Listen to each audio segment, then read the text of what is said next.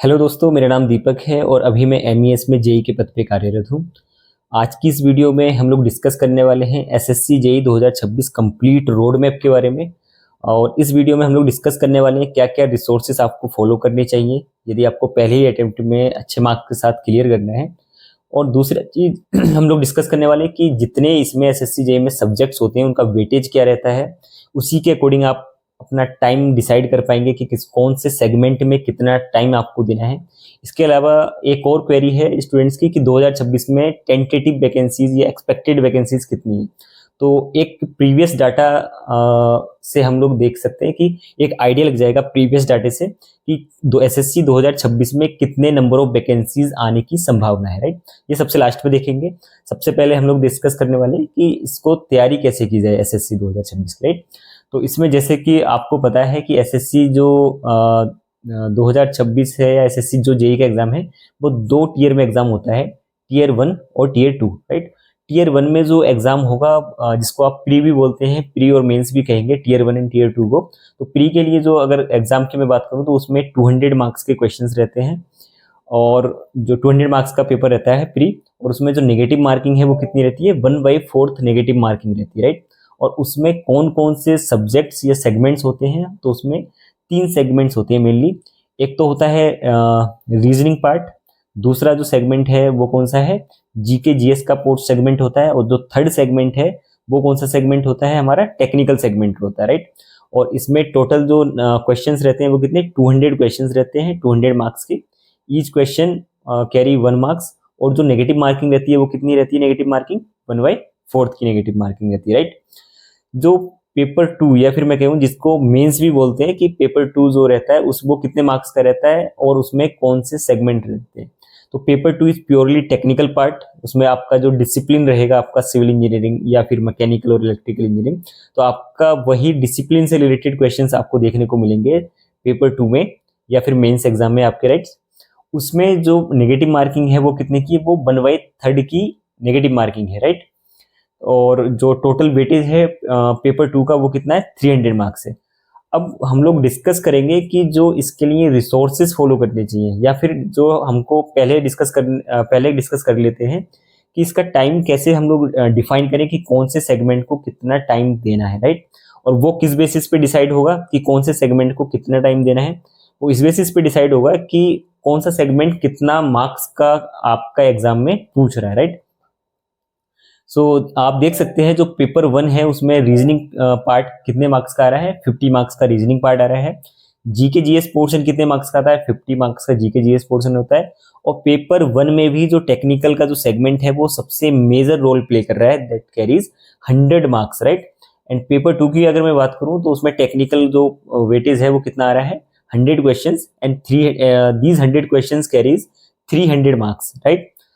और यदि प्रायोरिटी की मैं बात करूं कि आपको प्रायोरिटी अगर डिसाइड करनी है सीवीटी 1 के लिए या फिर मैं कहूँ टोटल के लिए भी, अगर आपको प्रायोरिटी डिसाइड करनी है पेपर 1 एंड पेपर 2 के लिए भी, तो प्रायोरिटी अगर आप बोलेंगे तो कैसे डिसाइड करेंगे, आपको प्रायोरिटी को कैसे डिसाइड करना पड़ेगा, आपको प्रायोरिटी आपको डिसाइड करनी पड़ेगी कि कौन सा सेगमेंट से सबसे ज्यादा मार्क्स आ रहे हैं, राइट। तो आपने जैसे देखा कि दोनों को सीबीटी 1 एंड सीबीटी 2 को अगर मैं मिलाऊं या फिर केवल अलग अलग भी देखूं सीबीटी को, तो सबसे ज्यादा जो वेटेज है वो कौन से सेगमेंट का आ रहा है, technical segment carries maximum weightage, right.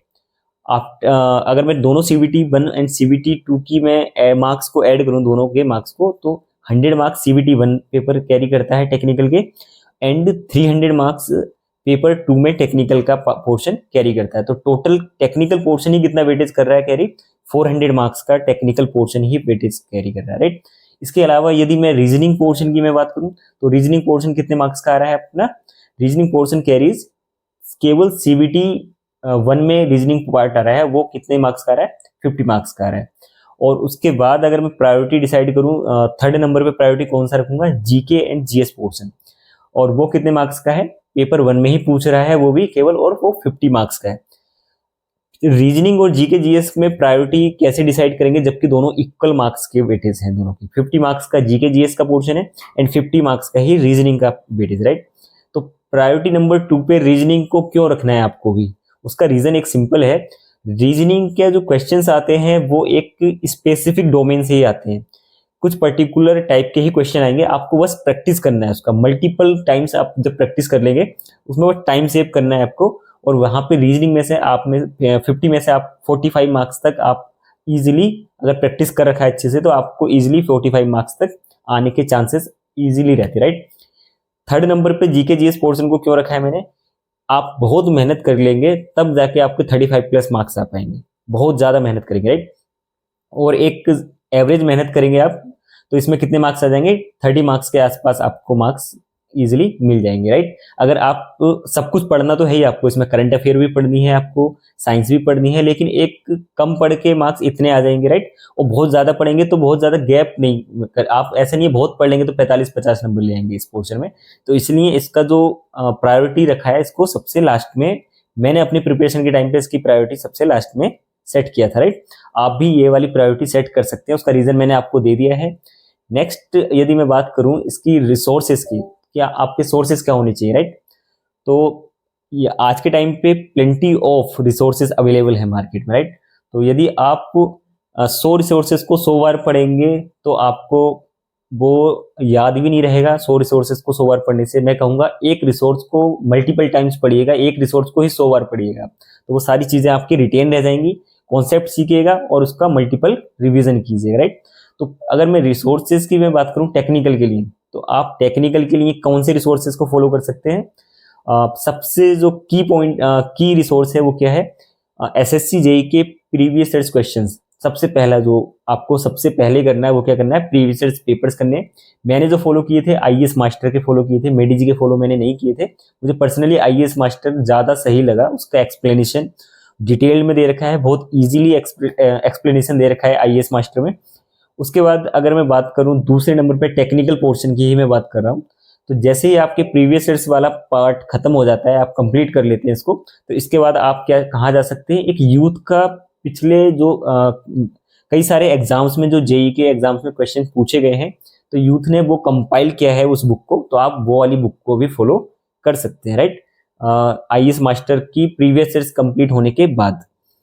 इसके बाद यदि ये भी कंप्लीट हो जाता है आपका टाइमली, तो इसके बाद आप क्या जा सकते हैं, आपको एक यूथ का ही एक और पब्लिकेशंस का बुक है, कौन सा, यूथ का एक ए की क्वेश्चन जिसमें मिल जाएंगे आपको, वो वाली बुक को भी आप लगा सकते हैं, लेकिन अगर टाइम आपको मिलेगा तब। टाइम नहीं मिलता है तो ये दो बुक को ही आप प्रैक्टिस कीजिएगा, इसमें से बहुत सारे क्वेश्चन आपको डायरेक्टली देखने को मिलेंगे। तो आपको अच्छे मार्क्स लाने के लिए मिनिमम 2 क्राइटेरिया, ये पहला प्रायोरिटी, सबसे पहला जो क्राइटेरिया है प्रीवियस ईयर क्वेश्चन, दूसरे नंबर पे इसको खत्म करने के बाद यूथ के जेई के क्वेश्चन, और उन दोनों को खत्म करने के बाद यदि टाइम परमिट करता है तब एई के क्वेश्चन लगाने, अदरवाइज नहीं लगाने, राइट। नेक्स्ट अगर मैं बात करूं आपको टेक्निकल के बाद में, तो रीजनिंग का पार्ट आपको कहाँ से आपको कवर कर सकते हैं। तो रीजनिंग का पार्ट जो यूट्यूब के चैनल है, आप कई सारे चैनल हैं यूट्यूब पे जो कि आपको रीजनिंग के मिल जाएंगे। तो आप जैसे मैंने एक यहाँ पे दिखा रखा है आपको, ये वाला चैनल भी आप फॉलो कर सकते हैं। इसमें रीजनिंग के लिए आपको बहुत भागा दौड़ी नहीं करनी है, एक पर्टिकुलर क्या चैनल पे जाके डिफरेंट टाइप्स के जो क्वेश्चंस आ रखे हैं एसएससी में, बस वही आपको मल्टीपल टाइम्स उसको भी प्रैक्टिस करना है। कॉन्सेप्ट, क्योंकि कॉन्सेप्ट क्या रहता है, कॉन्सेप्ट बहुत ज्यादा डिफरेंट नहीं आते हैं, बस उन जैसे कि मान लीजिएगा 15 से, अभी चेक कीजिएगा आप जब प्रीवियस ईयर्स लगाएंगे तो आपको पता चल जाएगा कि हाँ 10 से 15 टाइप्स के क्वेश्चन एसएससी जेई में ये पूछे जा रहे हैं। तो उसी 10 से 15 टाइप के क्वेश्चंस को आपको मल्टीपल टाइम्स को क्या करना है, प्रैक्टिस करना है, राइट। तो जिससे कि आप कम टाइम में उसको रीजनिंग के ज्यादा क्वेश्चंस को अटेम्प्ट कर पाए। तो आप ये वाला चैनल आप फॉलो कर सकते हैं रीजनिंग के लिए। जैसे इसमें इन्होंने कराया है ऑल 46 शिफ्ट, तो जो एसएससी के इसमें कई सारे शिफ्ट में जो क्वेश्चंस पूछे गए हैं, यदि आपने ये सारे क्वेश्चंस कर लेंगे तो वो सारे जो कॉन्सेप्ट हैं वो क्या हो जाएंगे, टच हो जाएंगे उसमें आपके। तो बाहर से कोई आपका इनसे बाहर जाने की चांसेस जो है वो बहुत कम हो जाएंगे क्वेश्चंस के, राइट। नेक्स्ट है आपका जो करंट अफेयर का पोर्शन है वो कहाँ से पढ़ सकते हैं। तो करंट अफेयर के क्वेश्चन के लिए आप क्रेजी जीके ट्रिक है एक चैनल जो मैंने अभी स्टार्ट किया है, कुछ दिन पहले ही, देखना इसको, अच्छा एक्सप्लेनेशन करते हैं। जो मैंने अपने टाइम पे पढ़ा था वो उत्कर्ष चैनल से पढ़ा था करंट अफेयर का पोर्शन, लेकिन क्रेजी जीके ट्रिक भी एक अच्छा जीके पोर्शन आपको देखने को मिलेगा यहाँ से। अच्छा ये भी इस चैनल पे भी आपको अच्छा कंटेंट मिल जाएगा, नहीं तो आप उत्कर्ष चैनल को भी फॉलो कर सकते हैं, राइट। नेक्स्ट है कि बाकी जीएस के लिए आप क्या कर सकते हैं, ल्यूसेंट को फॉलो कर सकते हैं। एक तो क्या कहते हैं, ल्यूसेंट को एक देख सकते हैं, ओवरव्यू कर सकते हैं इसका। और बाकी यदि आप पढ़ना चाहें, अगर आपको पास टाइम और है तो आपको दूसरे बुक से भी को भी कवर कर सकते हैं।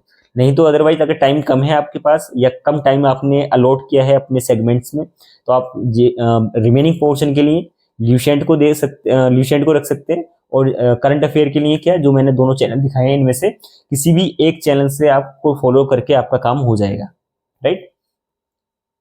नेक्स्ट अगर मैं बात करूं topic wise and subject wise weightage क्या है क्वेश्चंस का, तो अगर पेपर 1 की मैं बात करूं तो सब्जेक्ट वाइज आप देख सकते हैं यहाँ पे किसका वेटेज कितना है। सबसे ज्यादा वेटेज करंट अफेयर का है। सबसे ज्यादा क्वेश्चन जो पूछे जाते हैं वो करंट अफेयर से पूछे जाते हैं। बाकी जो सेगमेंट्स हैं वो आप यहाँ पे देख सकते हैं कि कौन से सेगमेंट से कितने क्वेश्चन पूछे जा रहे हैं। उसी हिसाब से आप क्या कर सकते हैं, उस सेगमेंट को टाइम दे सकते हैं कि उस सेगमेंट को कितना आपको पढ़ना है, राइट। इसके अलावा अगर मैं बात करूं पेपर 1 टेक्निकल वेटेज की, तो अलग अलग सब्जेक्ट्स में कितना वेटेज है वो देख सकते हैं आप। बीएमसी जैसे सबसे ज्यादा वेटेज कैरी करता है एसएससी जेईई सीवीटी 1 में, तो बीएमसी से कम 12 से 17 क्वेश्चन आपको देखने को मिलेंगे, राइट। एस्टिमेशन एंड कॉस्टिंग में आपको 5 से 6 क्वेश्चन देखने को मिलेंगे। तो आप प्रायोरिटी डिसाइड कर सकते हैं यहाँ पे। एनवायरमेंटल इंजीनियरिंग हो गया, आरसीसी हो गया, जियोटेक हो गया, कुछ मेजर सब्जेक्ट्स आप निकाल के रख सकते हैं कि हाँ इनसे ज्यादा क्वेश्चन पूछे जाते हैं, उनको अच्छे से थोरोली आपको पढ़ना है, कवर करना है। बाकी जिनसे कम क्वेश्चंस पूछे जा रहे हैं उनको आप थोड़ा सा टाइम को कम दे सकते हैं उन सब्जेक्ट्स, राइट। नेक्स्ट अगर मैं बात करूं पेपर 2 जो आपका सीवीटी हो गया है अभी, सॉरी, नेक्स्ट अगर मैं यदि बात करूं पेपर 2 की, पेपर 2 में जो अभी तक क्वेश्चंस पूछे गए हैं पेपर 2 में, उसके हिसाब से वेटेज की अगर मैं बात करूं तो सबसे ज्यादा जो वेटेज है जैसे सर्वेइंग है, सोम एंड स्ट्रक्चर है और आरसीसी है, ये मेजर रोल प्ले कर रहे हैं। अभी तक जो क्वेश्चन पूछे गए हैं उनके मार्क्स की वेटेज की एनालिसिस पे ये बता रहा हूं मैं कि ये मेजर पोर्शन कौन से हैं, इसमें से आप चेक कर सकते हैं। और सबसे कम क्वेश्चन कौन से सेगमेंट से पूछे जा रहे हैं यहाँ पे, ये भी आप देख सकते हैं, राइट। नेक्स्ट अगर मैं बात करूं टेस्ट सीरीज, जो बहुत ही क्रूशियल रोल प्ले करता है किसी भी प्रिपरेशन में। टेस्ट सीरीज तो आपको जरूर देना है। इससे आपके क्या क्या आपके अंदर इम्प्रूवमेंट के डिपार्टमेंट आपके बचे हैं, भी कहाँ कहाँ पे आप इम्प्रूव कर सकते हैं वो यहाँ से पता चलता है आपको। टाइमली आप सब्जेक्ट को टेस्ट को दे पा रहे हैं नहीं दे पा रहे हैं, टाइम का पता चल जाएगा आपको। कितनी गलतियां कर रहे हैं आप वो पता चल जाएंगे आपको। अगले टेस्ट में जैसे जैसे टेस्ट देते जाने वो गलतियां आपसे नहीं होनी चाहिए। टेस्ट सीरीज जरूर देना है आपको, राइट। इट इज ए ये जो है टेस्ट सीरीज क्या है, मेजर पार्ट प्ले करता है किसी भी कॉम्पिटिटिव एग्जाम को निकालने के लिए। तो टेस्ट सीरीज को स्किप नहीं करना है, राइट। नेक्स्ट अगर मैं बात करूं जो एक और क्वेश्चन पूछा जा रहा है कि एक्सपेक्टेड वैकेंसीज 2026 में कितनी आने वाली हैं, तो आप यदि प्रीवियस ईयर्स का डाटा देखेंगे तो ऑन एन एवरेज हर साल अगर मैं एक डाटा से देखूं तो लगभग 1500 के आसपास वैकेंसीज हर साल आ रही है, राइट। तो इस बार भी जो वैकेंसीज देखने को मिलेंगी वो भी लगभग 1500 के आसपास देखने को मिलेंगी, राइट। आप बोलेंगे नहीं सर 2022 में तो 2959 वैकेंसी आई थी, लेकिन आप नोटिस करेंगे 2021 में वैकेंसी उस टाइम पे नहीं आई थी, इसीलिए उसका अप्रोक्सीमेटली डबल वैकेंसीज यहाँ पे देखने को मिली थी। 21 और 22 की मिला के क्लब करके 2959 वैकेंसी देखने को यहाँ पे मिली थी, राइट। तो इस बार भी वैकेंसी जो आने के चांसेस हैं वो क्या है, लगभग 1500 वैकेंसी आने की संभावना है। नेक्स्ट अगर मैं बात करूं चलो इस सेशन को खत्म करते हैं मोटिवेशन कोट के साथ कि कोशिश दमदार होनी चाहिए, वक्त और किस्मत का क्या, ये तो दोनों बदलते रहते हैं, राइट। तो कोशिश एकदम दमदार करनी है और हार तो बिल्कुल नहीं मारनी है, क्योंकि हार मान लोगे तो फिर तो कुछ नहीं कर पाओगे। लगे रहो, एक ना एक दिन एक सफलता जरूर मिलेगी। और एक ना एक दिन का इंतजार क्यों ही करना है, इतनी मेहनत करनी है कि एक ही साल में एग्जाम को क्रैक कर देना है, right. So thanks for watching this video and do post your question in comment box.